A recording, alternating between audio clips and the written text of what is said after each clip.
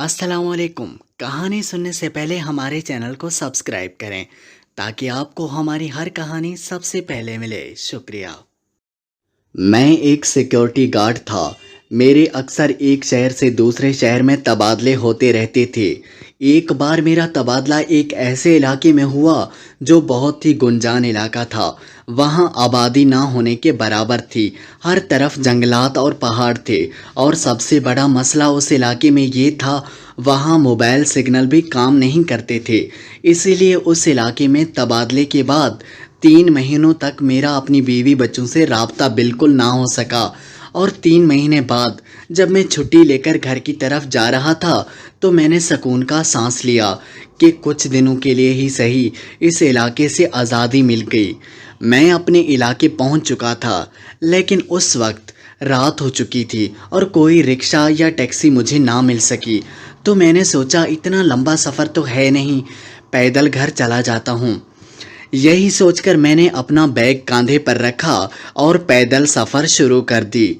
Station हमारे घर के दरमियान रास्ते में एक बहुत बड़ा कब्रिस्तान आता था और मैं जब उस कब्रिस्तान वाले रास्ते के पास से गुज़रा तो मुझे कब्रिस्तान के दरमियान एक लड़की खड़ी नज़र आई जो कि एक कब्र के पास बैठी थी। उस लड़की ने स्याह चादर ओढ़ रखी थी, इसीलिए मैं उसका चेहरा ना देख सका। मैंने घड़ी पर टाइम देखा, रात के 2 बज रहे थे। मैंने सोचा इतनी रात को कोई लड़की कब्रिस्तान में क्या कर रही है। यही सोचकर मैं कब्रिस्तान की तरफ जाने लगा।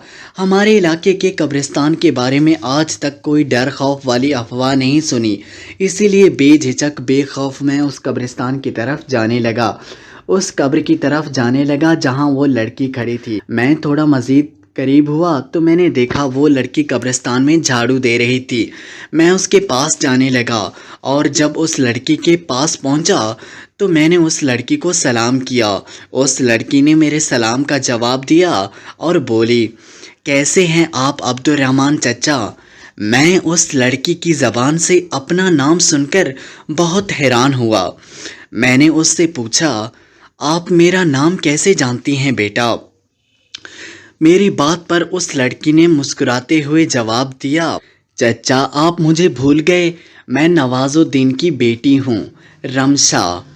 मैंने थोड़ा सा जहन पर जोर दिया तो मुझे याद आया वो लड़की दरअसल हमारे पुराने मोहल्लेदार थे जो 4 साल पहले हमारा मोहल्ला छोड़कर चले गए थे। बहुत दूर की रिश्तेदारी भी थी मेरी उनसे। अब तो वो लड़की काफ़ी बड़ी हो चुकी थी।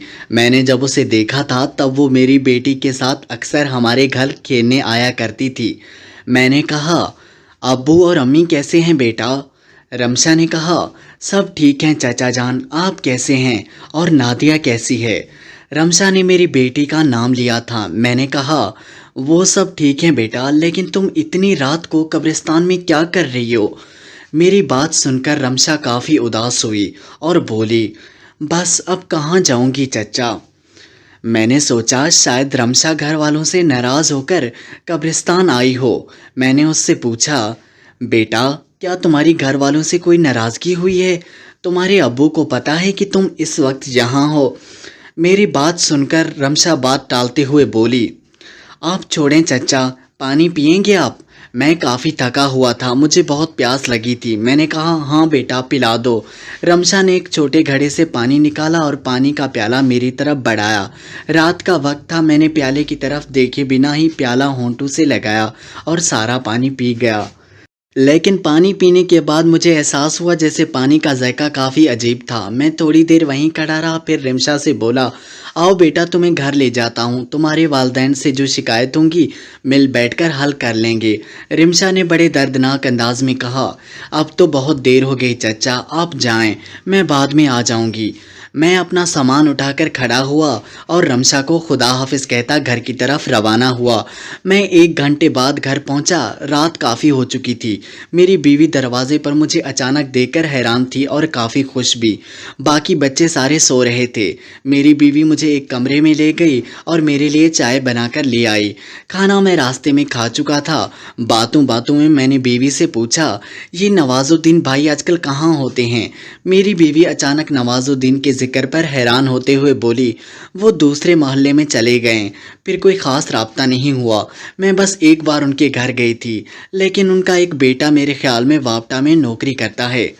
باتوں باتوں میں نے بیوی سے یہ جاننے کی کوشش کی، اور ان کی دونوں بیٹیاں وہ کیسی ہیں اب؟ میری بیوی نے میری بات سن کر جواب دیا، بڑی بیٹی سعدیہ کی تو شادی ہو گئی، اور چھوٹی بیٹی بیچاری۔ میں نے کچھ تجسس سے اپنی بیوی کو دیکھا۔ میری بیوی نے اپنی بات مکمل کرتے ہوئے کہا، چھوٹی بیٹی رمشا نے 2 مہینے پہلے خودکشی کر لی تھی۔ میں نے صدمے سے اپنی بیوی کو دیکھا اور بے یقینی سے پوچھا، کیا کہہ رہی ہیں آپ؟ رمشا نے کب خودکشی کی؟ آپ کو غلط فہمی ہو رہی ہوگی، ان کی کسی دوسری بیٹی نے خودکشی کی ہوگی۔ رمشا خودکشی کی بات تو میں کبھی مان ہی نہیں سکتا تھا، کیونکہ رمشا کو خود میں نے تھوڑی دیر پہلے قبرستان میں دیکھا تھا۔ میری بیوی بولی، مجھے غلط فہمی کیسے ہو سکتی ہے جی؟ میں خود رمشا بیچاری کے جنازے پر نواز الدین کے گھر گئی تھی۔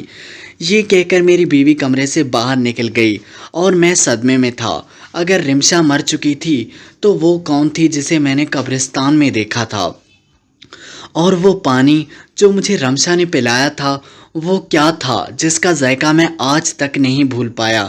اور اس کا کہا ہوا وہ جملہ آج تک میرے دل پہ نقش ہے۔